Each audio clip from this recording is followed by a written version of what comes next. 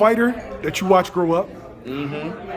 From afar, but I seen you when he was a young boy. Yeah. You was trained by Bozy this early in your career? Yeah, when I was a young buck, yeah. Terence Crawford has just been stripped of his IBF World Championship. Jaron Ennis now has been upgraded Promoted to full champion. What's your thoughts on that? Obviously a long time coming, but I'm glad for another reason. For anybody that know boxing, they might remember a name, Aaron Pryor, Black Hawk. He was in the same era of that big four welterweights. But for some reason, I ain't gonna say no Marvin Hagler or anybody was ducking him, but for some reason he couldn't get those fights. Even though he was right there and he was demolishing everybody else around him. Now if you know the story of Black Hawk, what's the difference between him and Boots? Welterweight, smoking everybody around him, and it shows he at that level, but for some reason they just wanna, every time he come this way, they go that way, every time they go that way. So I'm glad that now he has leverage to start demanding some of the matchups that we want to look forward to. Instead of just, well, maybe he'll fight Virgil Ortiz. We keep hearing that shit. Or Virgil moved up to 54. Yeah, so. They any of the bullshit names they be trying to give him. Or the other little meathead that got popped from England. Conor Benn. Yeah, Conor Benn. Like, we don't want to see Boots with them guys. We already know how that's going to go. We know how that's going to go. That's going to go exactly. Actually, no, I think the last guy put up a better fight than they would.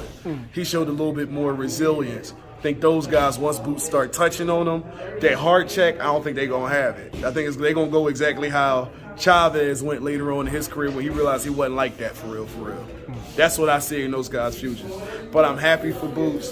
Hopefully we start getting some of those matchups. I still think him and Bud is a great matchup, and I think for Bud, it's a harder fight than people might assume. What Bud did to Errol, he not going to be able to do to Boots for so many reasons. One, you're not going to be able to just counter Boots' jab like that because he got more than one. And as he's been kind of talked about, probably offensively, one of the most gifted fighters of this era. I mean, he can do everything from both stances offensively and defensively. On top of him having defensive skill, his just natural reaction is good, and the motherfucker got a motor. We saw him in his last fight hitting in, what was that, the 10th or 11th? 10th or 11th? 10th round. He was throwing like it was the first. And you saw V. You know what I'm saying? Looked like he was punch drunk. What you think gonna happen when them guys was other guys getting there like that? So I want to see that kind of fight. I really don't even want to see Earl and Boots because I think what happened with Bud is going to happen the same way. And once your chin start getting, he took a lot of damage that fight. For MMA guys who know Tony Ferguson, one fight can change your whole career.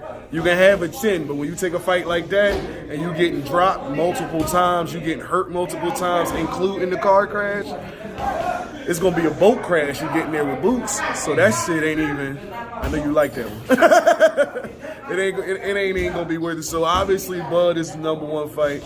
But I think any of those guys who are deserving of it, I think Boots will handle every single one. I think this is going to now push him into that next 4 or 5 years where he going to get the recognition he deserves. And he gonna roll up a couple people packs. I ain't gonna lie. It's gonna get dark real quick.